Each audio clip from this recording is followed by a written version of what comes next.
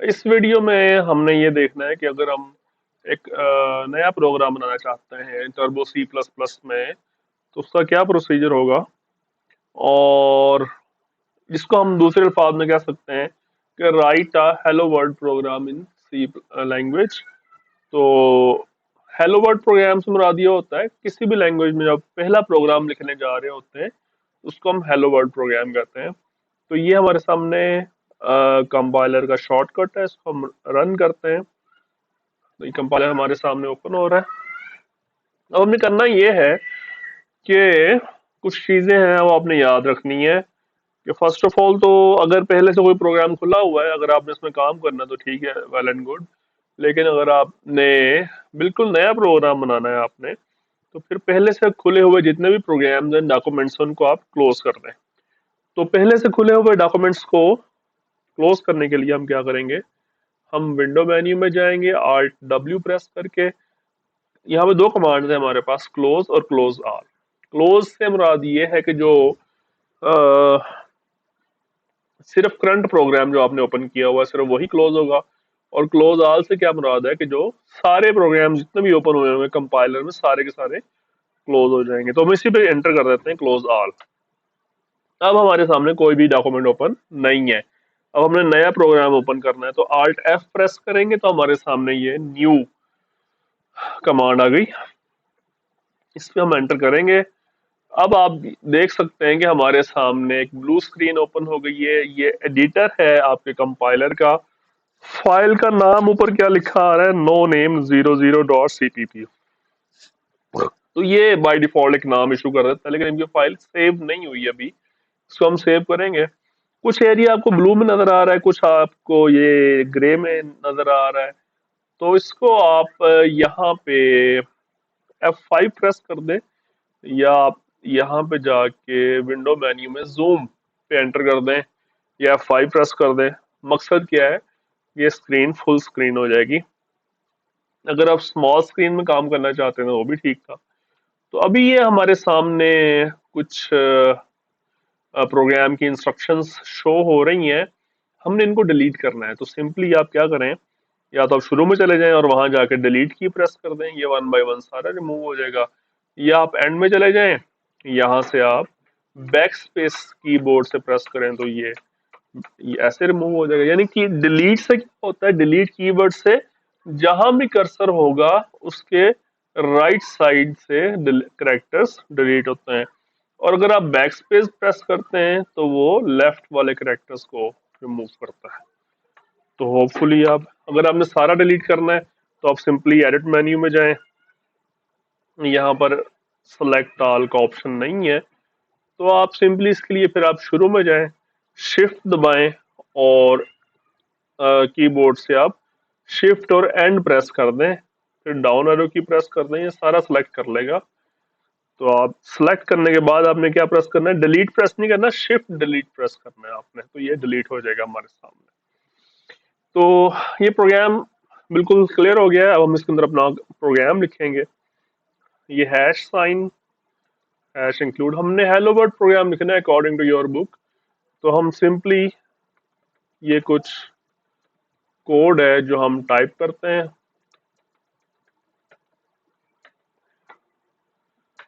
इसमें हमने कुछ स्टेटमेंट्स लिखनी है, लाइक फर्स्ट स्टेटमेंट ये है क्लियर स्क्रीन, सेकंड है प्रिंट एफ हेलो वर्ल्ड, और double quotes close bracket close और गेट सी एच। तो इसको मैं थोड़ा सा आपको समझा देता हूँ ये क्या इंस्ट्रक्शंस हैं। सबसे पहली जो इंस्ट्रक्शन आपने लिखनी होती है किसी भी प्रोग्राम के अंदर, उसको हम कहते हैं प्री प्रोसेसर डायरेक्टिव्स। ये यहाँ पे, बल्कि यहाँ पे लिख देते हैं हम, शुरू में लिख देते हैं। यहाँ पे हम लिखते हैं डबल स्लैश लगा के, हमने क्या लिखा, pre processor directives. Pre processor directives actually दो तरह के होते हैं, एक हैश इंक्लूड होता है और सेकंड वन है हैश डिफाइन।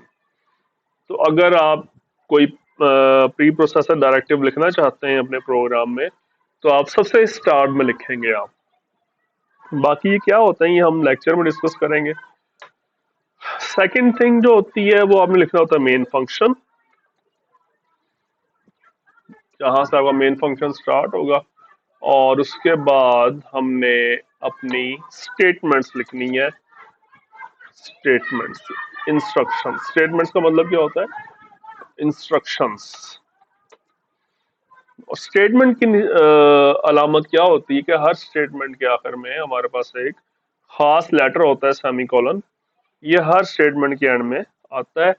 इस सेमीकोलन को हम क्या कहते हैं? Statement terminator. तो ये प्रोसीजर है आपका प्रोग्राम लिखना, लेकिन अभी हमने इसको सेव नहीं किया, तो इसको हम करेंगे save. Alt plus F press करें और सेव पे जाके एंटर कर दें, या कीबोर्ड से सिंपली आप F2 प्रेस करें, तो ये हमारे सामने आ जाएगा। इसको आप करें, सारा बैक स्पेस से मैंने रेज कर दिया, और यहाँ पे आप कोई भी नाम दे दें आप इसको। फॉर एग्जाम्पल मैंने इसका नाम क्या दिया? ABC। XYZ कुछ भी लिख सकते हैं, लेकिन दो चीजों का आपने ख्याल रखना है कि जो नाम होगा उसमें आपने स्पेस नहीं देना, एक ब्लैंक स्पेस नहीं आना चाहिए। और दूसरी जो चीज है वो कि मैक्सिमम 8 कैरेक्टर्स का नाम होना चाहिए, इससे ज्यादा नहीं होना चाहिए। फॉर एग्जाम्पल मैंने इसका नाम दे दिया P1। ये जो भी आप नाम देना चाहें, नाम जो मर्जी दें आप, लेकिन उससे आखिर में हमने डॉट सी लगाना है, क्योंकि हम सी लैंग्वेज में काम कर रहे हैं। तो आखिर में आप क्या लगाएंगे? Dot C. ये मस्ट है, अगर आप नहीं लिखेंगे तो आपका प्रोग्राम कंपाइल रन वगैरह नहीं होगा।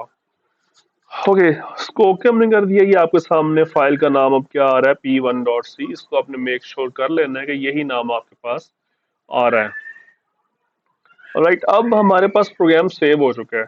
हमें कोई भी चेंजेस करनी है इसमें, हर चेंज करने के बाद आप इसको सेव लाजमी करेंगे। सेव करने के बाद अगला स्टेप जो हमारे पास आता है वो है कंपाइल। कंपाइल मेन्यू में जाएं और यहाँ पे आप कंपाइल कमांड पे क्लिक कर दें, या आप कीबोर्ड से simply Alt plus F9 press कर दें, एंटर करें। तो ये हमारे सामने एक मैसेज आया है, इसको हम समझते हैं कि मेन फाइल कौन सी है आपकी? P1.c। इसने इसको कंपाइल किया है। लाइंस कंपाइल कितनी आ रही है? 465। हालांकि हमने तो यहाँ पे कुछ लाइनें लिखी हैं, कोई 8-10 लाइनें लिखी होंगी, तो इतनी सारी लाइन उसने कंपाइल कहाँ से की? ये इन हेडर फाइल्स जो हमने इंक्लूड की हैं, stdio.h और conio.h, ये यहाँ से लाइंस उठा रहा है, उनको भी कंपाइल कर रहा है। वार्निंग 0 है, एरर 0 है। वार्निंग और एरर में क्या डिफरेंस होता है?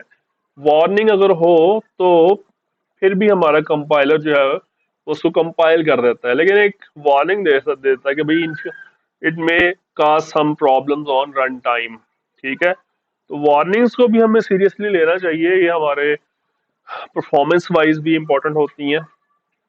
और एरर 0 है, अगर एरर इसमें कोई होता एक या एक से ज्यादा, तो इसने कंपाइल नहीं करना था, लेकिन अभी एरर 0 है, तो हमारे पास क्या मैसेज आ रहा है? सक्सेस। इट मीन्स कि हमारा प्रोग्राम कंपाइल सक्सेसफुली हो चुका है।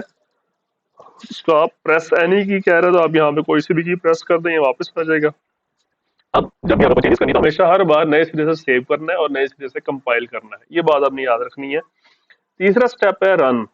रन मेन्यू में जाए, वहां पे पहली कमांड है रन की, और शॉर्टकट की इसकी है कंट्रोल प्लस F9। इसको आप एंटर करें, ये हमारे सामने आउटपुट आ गया, हेलो वर्ल्ड।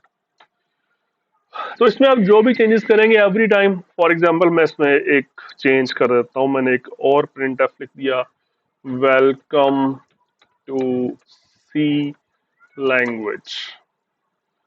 ऑलराइट, ये हमारे पास चेंजेस होंगे। तो जो भी आपने चेंजेस करनी है, अगेन आपने इसको सेव करना है। सेव करने के लिए मैं कीबोर्ड से F2 प्रेस कर रहा हूँ, तो ये एक मैसेज दे रहा है कि भाई date time of disk file has changed, overwrite existing file. तो जब ओवरराइट का जब भी मैसेज देगा, तो आपने उसको यस पे एंटर करना है। तो कि माउस आपने यूज नहीं करना, कोशिश करें कीबोर्ड से काम करें। तो यस के लिए आप वाई प्रेस कर देंगे, नो के लिए एन प्रेस करेंगे। तो हमने इसको यस पे करना है, तो हम वाई प्रेस कर रहे हैं। सही है, सही हो गया। अब दोबारा में करना है कंपाइल। कंपाइल की शॉर्टकट की मैं यूज कर रहा हूँ Alt F9। ये हमारे सामने सक्सेस मैसेज आ गया। उसके बाद इसको हम रन करते हैं कंट्रोल F9 से। ये कंट्रोल F9 से इसको रन किया है, तो ये हमारे पास आउटपुट आ गया। तो बाद ये मैसेज आएगा आपके पास, warning date time of disk file has changed, reload from disk. जब ये रीलोड का मैसेज आएगा तो आपने इसको नो करना है। बिकॉज समटाइम्स आपने कुछ चेंजेस किए होती हैं, सेव किए बगैर ही रन कर देते हैं, तो वो उसको वापस सेव वाला वर्जन जो है वो फाइल का उठाता है जिसमें आपकी चेंजेस नहीं होती। तो आप बेहतर तो ये कि आप हमेशा सेव करके रन करें इसको, सेव कंपाइल रन। लेकिन समटाइम्स होता है कि आप सेव किए बगैर ही उसको कंपाइल रन कर देते हैं, तो उसको अगर ये मैसेज आता है रीलोड फ्रॉम डिस्क, इसको हमने नो करना है, एन प्रेस करना है आपने यहाँ पे। तो ये आपको प्रोग्राम बन गया, हमने इसको कंपाइल भी किया, रन भी किया। अब अगर हमने ये देखना हो कि हमारी ये फाइल है कहाँ पे, स्टोर कहाँ पे हुई है, हार्ड डिस्क के अंदर कहाँ पे स्टोर हुई है, तो इसको फाइल में जाए, पहले इसको क्विट करें। इसको मैं कर रहा हूँ क्विट, कंपाइलर को हम चलते हैं दिस पीसी में, हम यहाँ पे इसको मैं जूम कर लेता हूँ। इसमें आप सी ड्राइव में चलते हैं, सी ड्राइव के अंदर टर्बो सी प्लस प्लस, यहाँ पे डिस्क, यहाँ पे टर्बो सी थ्री, यहाँ पे बिन, और बिन के अंदर आपने ढूंढना है आपकी फाइल का नाम, दैट इज p1.c, मैंने इसका नाम दिया था। हाँ, इसको तो वैसे जब आप सर्च कर रहे हैं तो ये आपके सामने प्रोग्राम आ गया p1.c का। तो आप इसको यहाँ से सॉर्ट बाय नेम भी कर सकते हैं, यहाँ से सॉर्ट बाय नेम करेंगे तो p1 वाले सारे आपके जो प्रोग्राम्स हैं वो इकट्ठे हो जाएंगे। p1 ये आ रहा है, p1.c, नाम के आखिर में डॉट सी आ रहा है। तो होपफुली आपको ये लेक्चर समझ आया होगा। अगर इसमें कोई क्वेश्चन हो तो आप मुझसे पूछ सकते हैं कमेंट्स में जाके। Thank you for this lecture.